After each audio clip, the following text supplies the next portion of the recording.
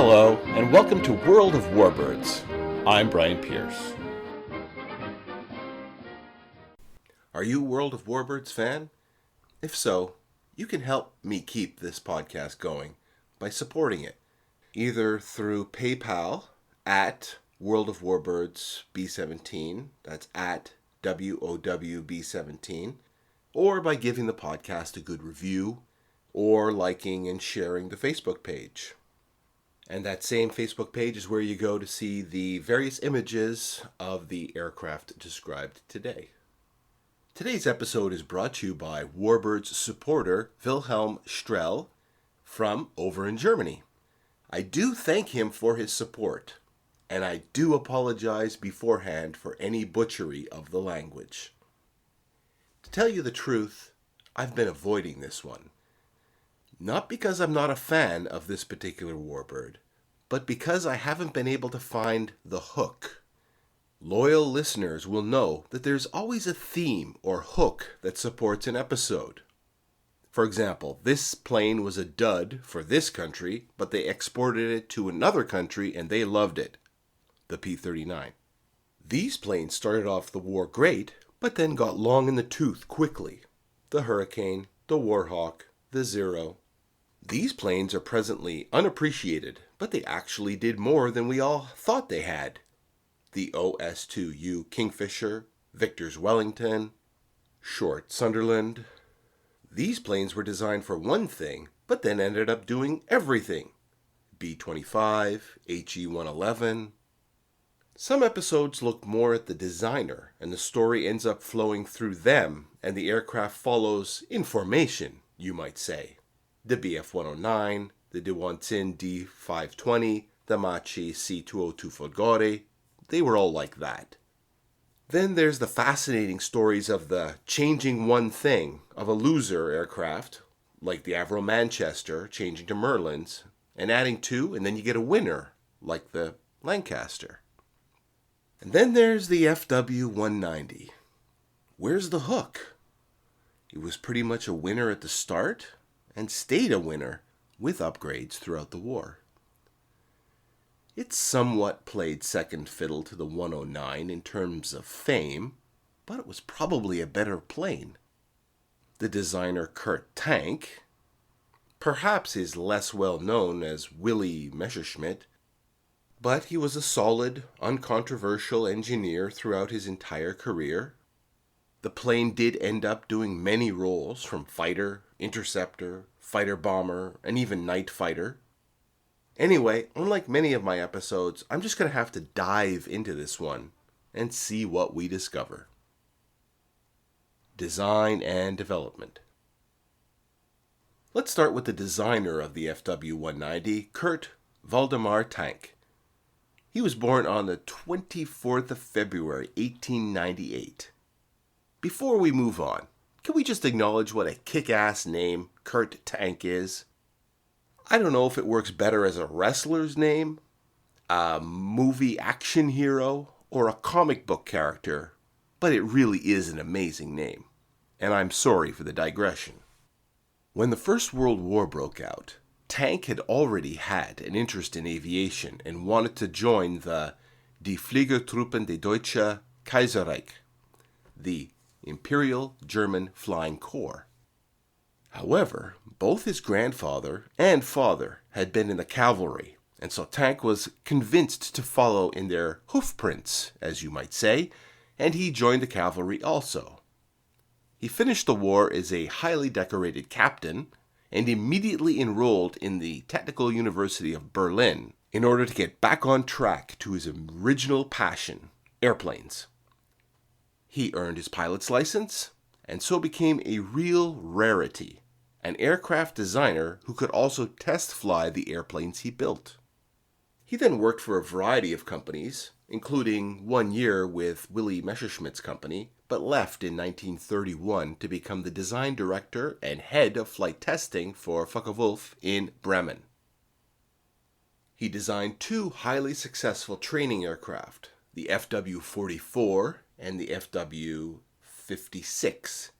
These were commercially successful because, Let's just say there was a lot of demand for new pilots in mid-1930s Germany.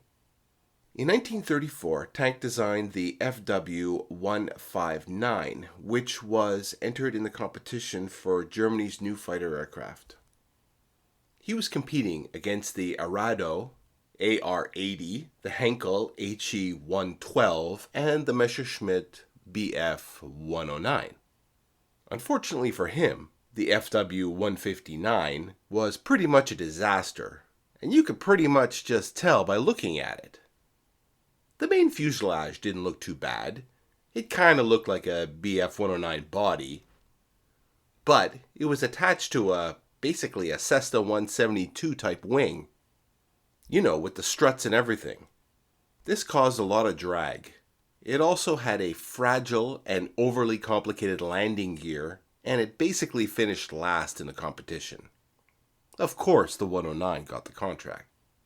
But Tank dusted himself off, took a break from fighters, and designed the FW-200 Condor, which started out as an airliner and ended up being a maritime patrol bomber. One day the Condor will be featured in this podcast. Either it'll have its own episode, or I've been thinking about an episode on citizen soldiers warbirds, those that started off as civilian aircraft and then were recruited to fight. And the Condor would fit right in there, along with the Lockheed Constellation, the C-47, and others. Only a year later, the Reichsluftfahrtministerium, or the German Ministry of Aviation, abbreviated RLM, in autumn 1937 sent out a new request for another fighter to support the Bf-109, as there was a worry that the Bf-109 might be quickly outclassed by fighters from other nations. Such was the speed of aeronautical aviation at that time. Initial designs were rejected before they got very far, and so Tank decided that a whole new design philosophy was required. As an old cavalryman, he looked at the Bf-109, or the Supermarine Spitfire, and decided that these two machines were like racehorses. They were the result of the mating of the largest possible engines to the lightest possible airframes. The resulting racehorses would perform well under pampered conditions. But Tank had seen horses under combat conditions, and he knew that racehorses wouldn't last long at the front. Tank said, open quotes, "During World War I served in the cavalry and in the infantry. I had seen the harsh conditions under which military equipment had to work in wartime. I felt sure that a quite different breed of fighter would also have a place in any future conflict. One that could operate from ill-prepared frontline airfields, one that could be flown and maintained by men who had received only short training, and one that could absorb a reasonable amount of battle damage and still get back." Close quotes. This was the battleground thinking behind the Focke-Wulf 190. It was not to be a racehorse, but a Dienstpferd, a cavalry horse. Another design decision that would be far-reaching was that Tank decided to use a radial engine instead of an inline one. At the time, there was some prejudice against using radial engines in fighter aircraft, and for good reason. A streamlined inline engine can present much less frontal area to the oncoming airflow, and thus produce much less drag. I mean, just look at any radial engine, and you can see that shoving that flat, circular hunk of metal through the air is going to be more difficult than a sleek inline engine. If you're not sure what I'm talking about radial or inline engines, this would be a good time to encourage you to check out my episode, Cylinders, the Quest for Power, if you haven't already. But Tank had three justifications going for him to make the decision to switch to radials. First, he had the studies by NACA in the USA in the 1920s.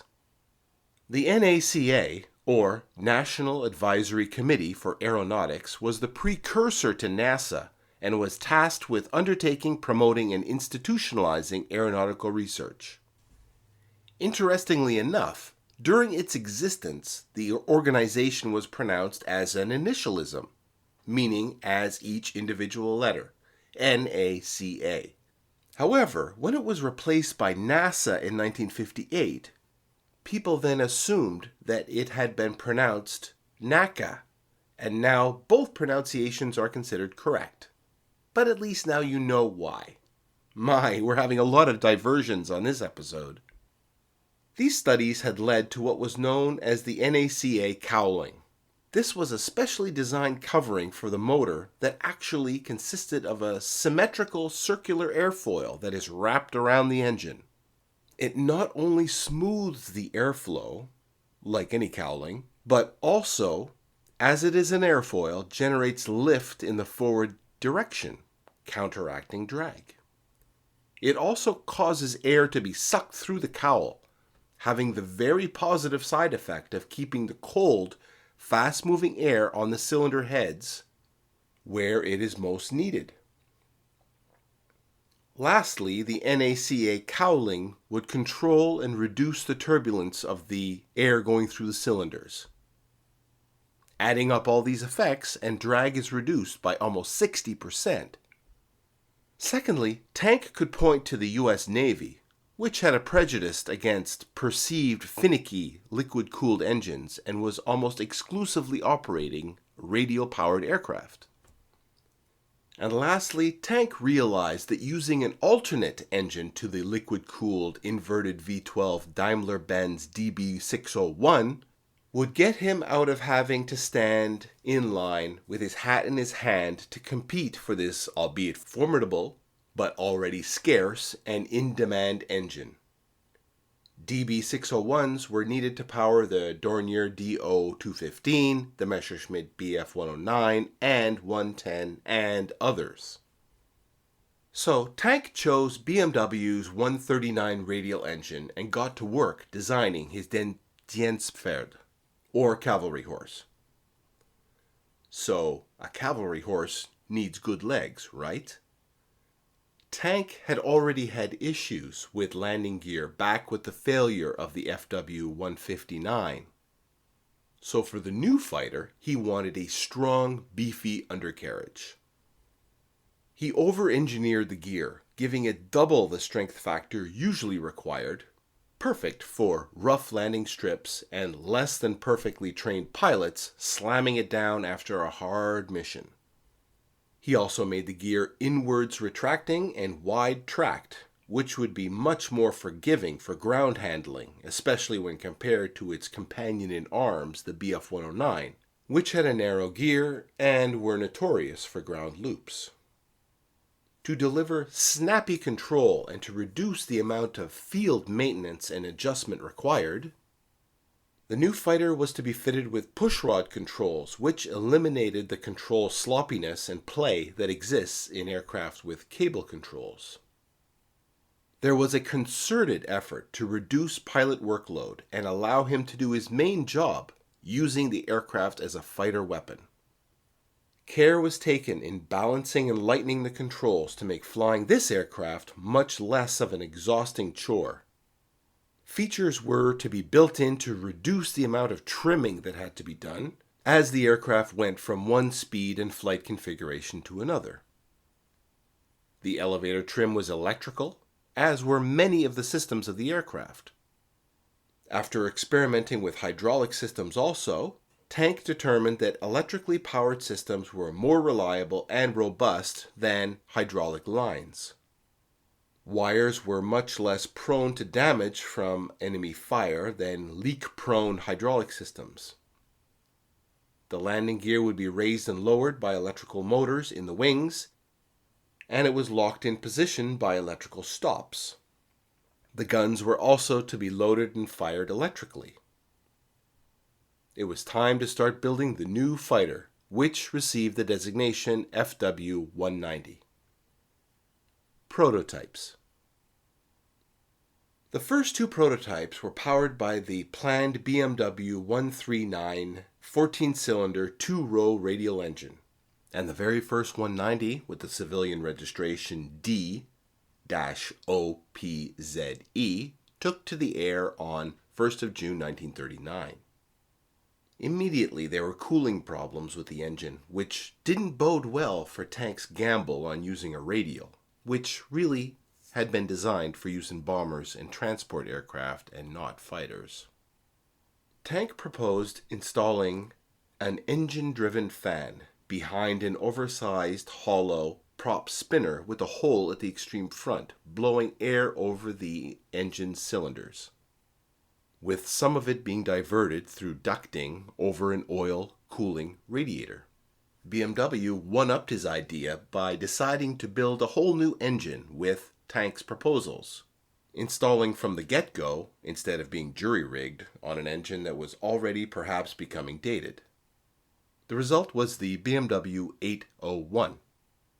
Improvements were made using sodium-cooled valves, and a direct fuel injection system was also added. It had a single-stage, 2-speed supercharger, which wouldn't be great for high altitude, but would be well suited to medium altitudes. At this point in the development of reciprocating aero engines, many control refinements were added in order to squeeze every little bit of horsepower out of the fuel going into them. These included adjusting mixture, boost pressure, supercharger gearing, chemical supercharging, water injection, fuel flow, and spark controls.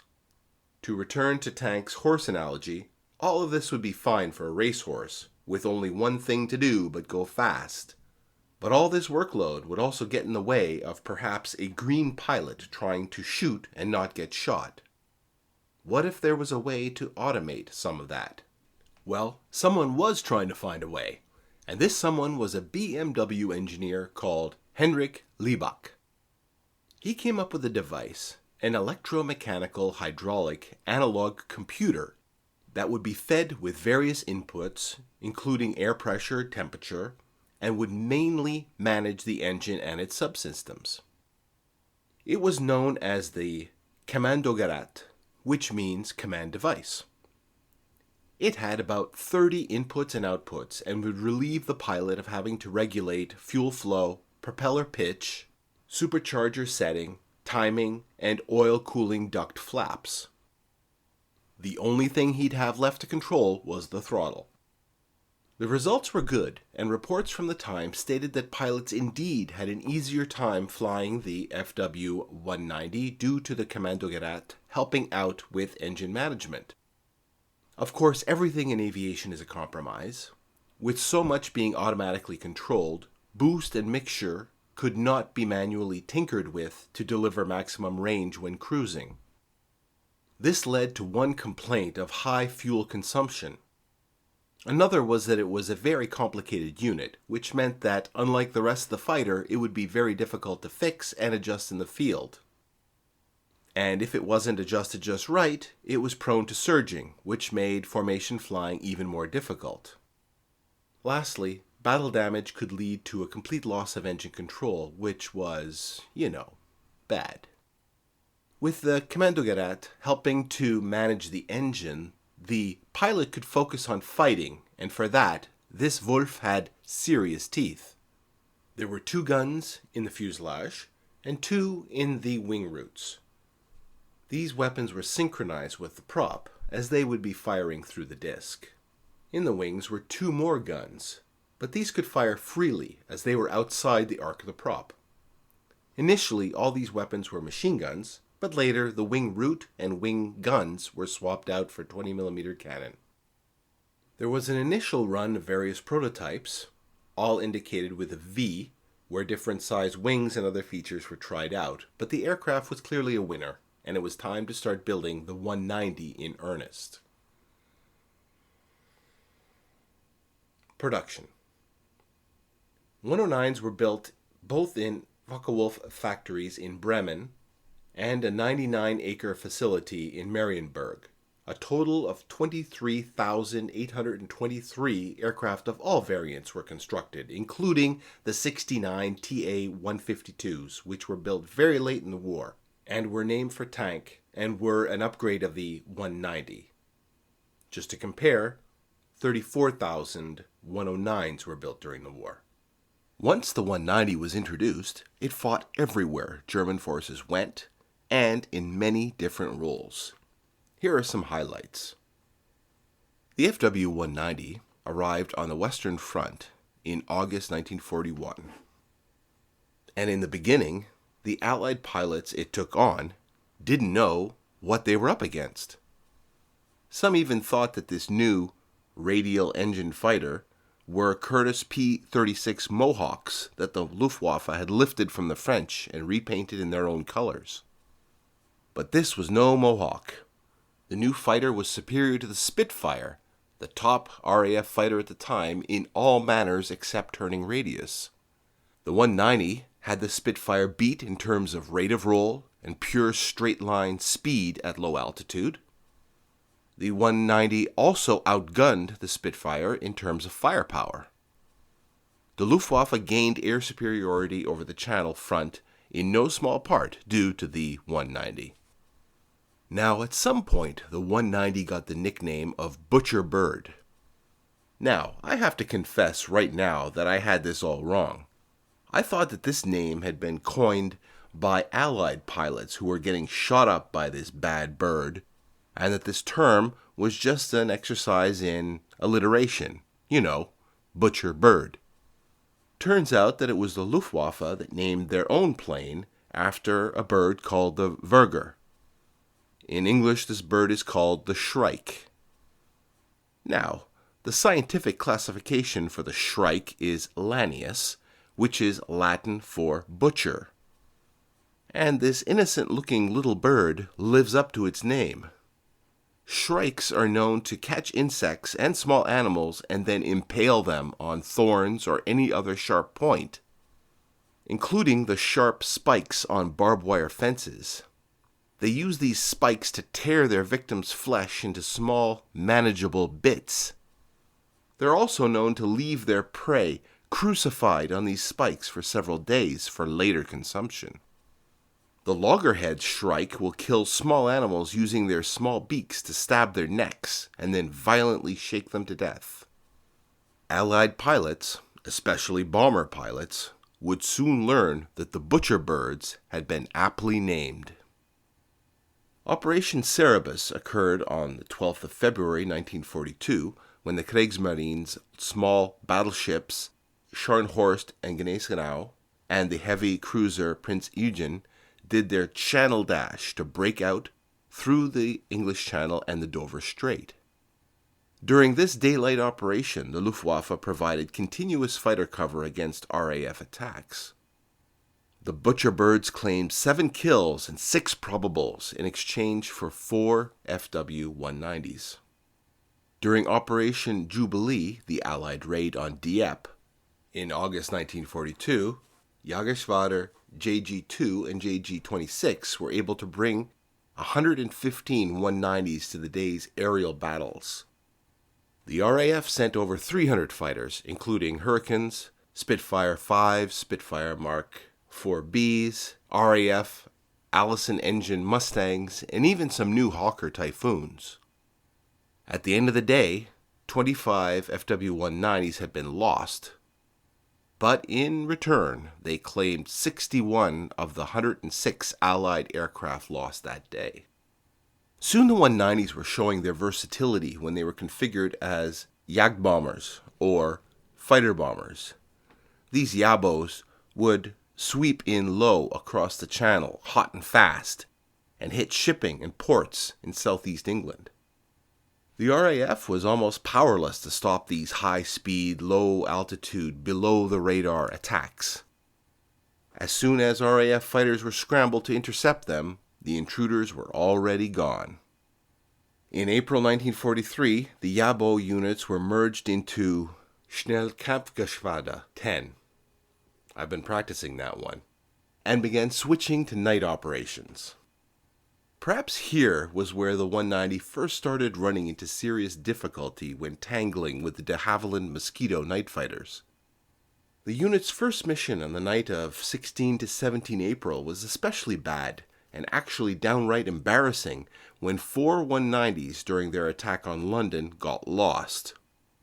They thought that they had crossed the Channel back into France, but were actually still over merry old England. They then tried to land at RAF West Malling. Feldwebel Otto Bechtold landed first, and he was captured right away. Lieutenant Fritz Setzer landed a couple of minutes later, then realized what was going on, and attempted to take off again, but his aircraft was destroyed in the attempt. Setzer surrendered to Wing Commander Peter Townsend, who, if you have watched the Netflix series The Crown, was the RAF officer who had that romance with Princess Margaret. The third 190 crashed short of the runway, but the pilot was captured, just suffering a concussion. The fourth 190 crashed and killed the pilot. Capturing a fully intact 190 was a boon, and it was subsequently evaluated by the RAF. In mid-1943, the RAF's building night bomber offensive caused 190s to be called on to defend the Reich at night. The Nachtjagerschwader were finding their night fighter Messerschmitt Bf-110 and Junkers Ju-88 to be becoming outpaced and hunted themselves by British de Havilland Mosquito night fighters. The RAF's use of window, or small strips of aluminum foil cut out and dropped to scramble the radar images, meant that the Luftwaffe's system of ground-based control was disrupted, and so the Wildsau, or wild boar technique, was adopted, allowing the FW-190s free rein to fly over bombed and burning areas to see if they could locate bombers, using the light from the ground fires below. If possible, these aircraft were modified with exhaust dampers and blind flying radio equipment, and some carried radar equipment. Meanwhile, increased US AAF activity over the Reich during the day demanded a response by the 190 squadrons.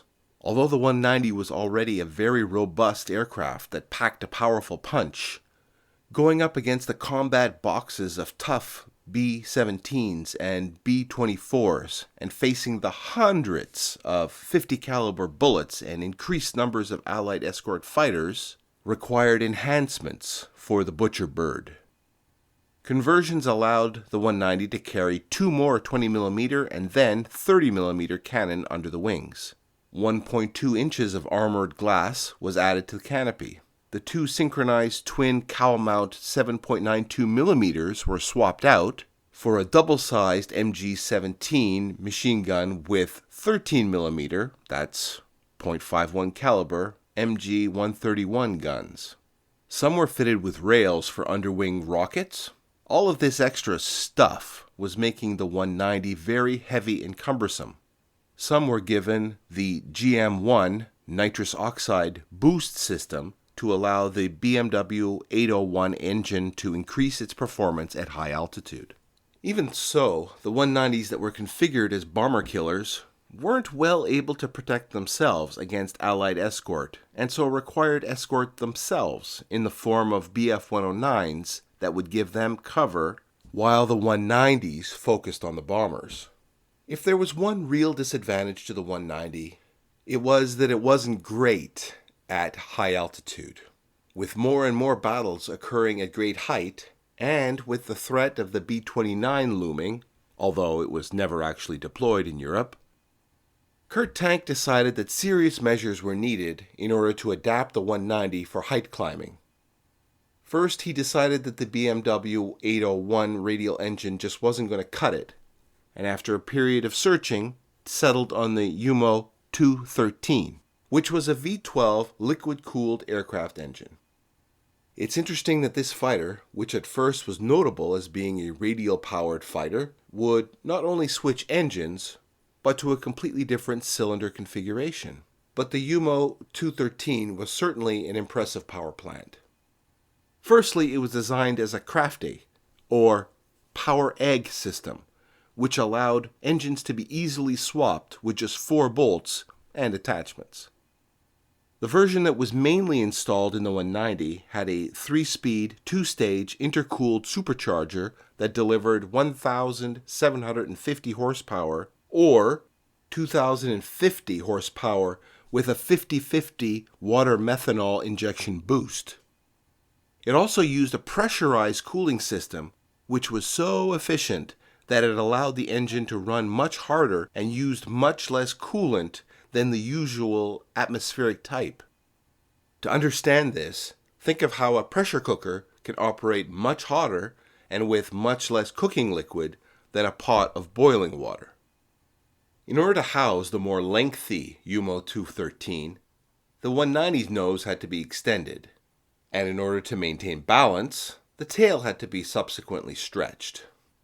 This version was numbered FW190D, and so was nicknamed as Long-Nosed Dora, Langnasen Dora, or just Dora. Pilots were initially suspicious of the funny-looking version with the different engine, but their fears were soon allayed. Firstly, they were comforted by how this aircraft was so well armored, with 14mm plate for the pilot's head and shoulders, 8mm plate for the seat back and surrounding cockpit, and even armored rings around the cowling to protect the engine. You'd think that all this weight would affect performance, but it did not. The Dora could outclimb and outdive its radial-engined predecessor easily, and had a great turning rate, even at speed.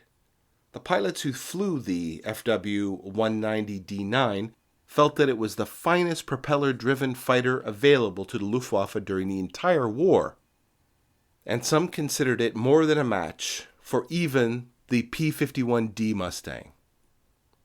Doras were sometimes used as top cover, used to protect the Me-262 jets as they took off or landed. Between 650 and 700 Doras were built before the occupation of Focke-Wulf factories by Allied forces brought production to an end. Although the 190 continued to be a worthy opponent to the rising number of Allied aircraft from mid-1944, no matter how good it or its pilots were, they were being overwhelmed. On D-Day, German fighters of all types flew just 760 sorties, compared to an Allied total of 14,000. In the several weeks of fighting over Normandy, 200 FW-190s and 100 pilots were lost. On the Eastern Front, the 190 was a valued weapon and was considered better suited to the often primitive conditions of that front. It handled well on the ground, and its wide undercarriage made it more stable than the 109. It could absorb more damage than the Bf-109 and survived to get back to base due to its radial engine. One Soviet pilot, Nikolai G. Golodnikov, said that German pilots relied on their FW-190 radial engines as a shield, making head-on attacks in air-to-air combat. However, they soon stopped this technique and would evade frontal attacks against the Soviets' P-39 Cobras, whose 37mm cannon would punch right through that engine shield, and even one hit was enough to kill. On the initial invasion and offensive on the Eastern Front, increasing numbers of 190s were used in the air supremacy role.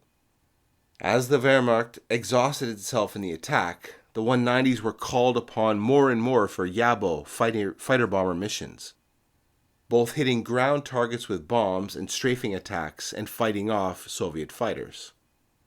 Later on, with the Red Army on the advance, 190s would sortie multiple times a day, trying to stem the tide of Soviet armor. One limiting factor was fuel, which was in short supply. One desperate policy was instituted to save the precious liquid, that Luftwaffe pilots were ordered to shut down their engines immediately after landing, and their planes would be towed to and from dispersal by animals such as oxen, instead of taxiing. It's strange to think of this modern weapon being maneuvered by this ancient manner of transportation. But desperate times were calling for desperate measures. One of these measures was the MISTL, or Mistletoe Composite Aircraft Program.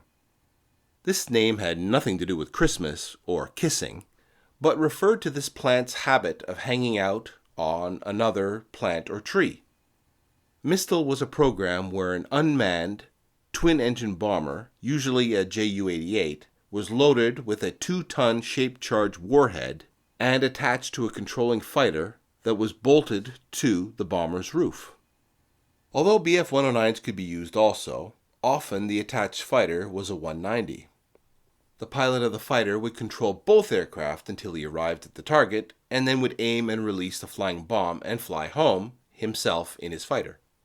There were other code names for this program, and they're great. Beethoven Gerät, or Beethoven device, is a bit dull, but you've got to love Hunkepack, which is piggyback, or Vadi und Son, daddy and son. The last version of the 190 was actually known as the TA-152. At some point it was decided to name planes after designers, and in the same way that the Bf-109 became the Me-109, the new 152 was named TA. The TA-152 was quite similar to the Dora, but to aid in reaching higher altitudes, the cockpit was pressurized. A Knorr 300-10 air compressor provided the pressure, and the canopy was sealed by a circular tube which was inflated by a compressed air bottle. Armament was heavy, so that a quick burst would be enough to dispatch anything that got in its sights. It had a 30mm Mark 108 motor cannon firing through the propeller hub and two 20mm MG 150-120 cannons located in the wing roots. The TA-152 Junkers Umo 213E1 V12 inverted liquid-cooled piston engine had both a GM1 nitrous oxide boost and MW50 water methanol boost. They could be used individually or both be cut in for short periods of time with an extra burst of speed when needed. Kurt Tank needed both when he was flying an unarmed TA-152H in late 1944 to a meeting and was warned by ground controllers that two P-51 Mustangs were on his tail. Tank applied full power and kicked in the boosters until they, the Mustangs, were no more than 2 dots on the horizon. Only about 69 TA-152s were built before production ceased. One of the last major operations involving 190s was Operation Bodenplatte, or baseplate. This attack was finally launched on New Year's Day, January 1945, after a long series of delays. The objective of Bodenplatte was to attack Allied air bases in the Low Countries and to regain air superiority during the Battle of the Bulge. The hope was that the German Army and Waffen-SS forces could then resume their advance without harassment from above. Although the operation was a tactical surprise and did destroy many Allied aircraft on the ground, it was somewhat a Pyrrhic victory, as these aircraft were quickly replaced by the Allies' fire hose of a supply chain. On the other hand, any short-term advantage by the Luftwaffe was outweighed by the loss of 143 pilots killed or missing, with 70 captured and 21 wounded, including some of the cream of the Air Arms leadership. It was the largest single-day loss for the Luftwaffe. General der Jagdflieger Adolf Galland said of the operation, "We sacrificed our last substance." Pilots. Erich Rudolfer was born on the 1st of November 1917 in the Kingdom of Saxony of the German Empire.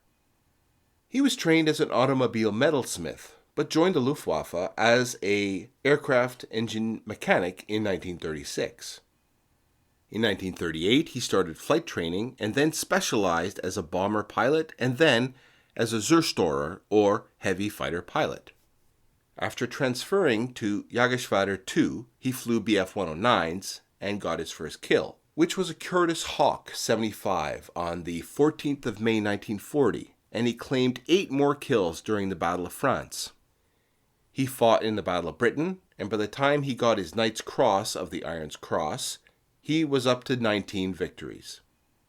2 weeks later, he and a wingman attacked and sank a submarine with bombs off the Isle of Portland.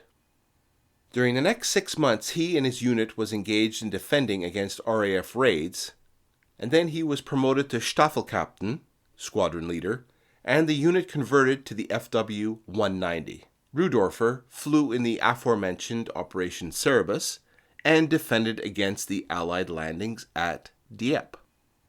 In November 1942, Ruhdorfer's unit was transferred to the Mediterranean theater to help deal with Operation Torch, the Anglo-American invasion of French North Africa. In early February 1943, Ruhdorfer shot down 8 RAF aircraft in one 32-minute melee. On another day of that month, he claimed 7 more kills. In April 1943, Ruhdorfer was appointed Gruppenkommander, group commander, and took over 4th Group of Jägerschwader 54, the 54th Fighter Wing, on the Eastern Front. Amazingly, during his first mission in that theater on the 24th of August 1943, he brought down 5 Soviet aircraft in 4 minutes. On the 6th of November, he was credited with 13 victories in 7 minutes. In the winter of 1944, he gave up flying the 190 and transitioned to the Me-262, which he used to knock down 12 more planes, and he finished the war with an incredible 222 victories. He had flown more than 1,000 combat missions and had been shot down by AA and enemy fighters 16 times. He had parachuted to safety 9 times. You'd think that perhaps all of that he would have had enough of flying. But no, after the war he moved to Australia and flew DC-2s and DC-3s. Later on he worked for Pan Am and then went back to Germany to work for the Luftfahrtbundesamt, or Federal Aviation Office. He lived to the ripe old age of 98, passing away in 2016. When he died, he was the last living recipient of the Knight's Cross of the Iron Cross with oak leaves and swords. So what about Kurt Tank? He moved to Argentina in late 1946, along with many others from the Focke-Wulf team. While there, he secured a position at the Fábrica Militar de Aviones. Tank dusted off one of his previous designs, the Focke-Wulf TA-183, which had never made it beyond the mock-up stage during the war, and they built several prototypes of the IAE Pulki II, which was an Argentinian-built fighter that the Perón government wanted to build to replace their British Gloster Meteors. However, when the Perón government fell, the project was cancelled and Tank and his team were forced to leave. Then he moved to India, where he worked on rockets and satellites, and designed the Hindustan Marut fighter bomber, which was the first military aircraft ever constructed in India. Tank moved back to Germany in the 1970s and worked as a consultant for Messerschmitt Bölkow Blohm. He died in Munich in 1983. At 28 examples, there are actually quite a few surviving 190s, and they are located in multiple countries, including Germany, France, Norway, Serbia, South Africa, United Kingdom, and 11 of them in the United States. Several are airworthy. So, what can we say was the theme of this episode? I think it has to be that Tank and his team built what they had set out to build, a loyal cavalry horse for the Luftwaffe. The 190 did what it was supposed to do, and more. And though no aircraft is perfect, it had no serious vices. During the course of its operational life, it was updated and adapted to keep up and even surpass the state-of-the-art Allied planes. If asked to do the job of a fighter bomber, or night fighter, or high-altitude bomber killer, it was adaptable for those roles, and it did them well.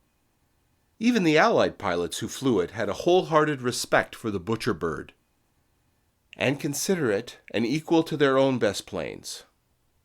And to earn the respect of your opponent, well, I guess it just doesn't get much better than that.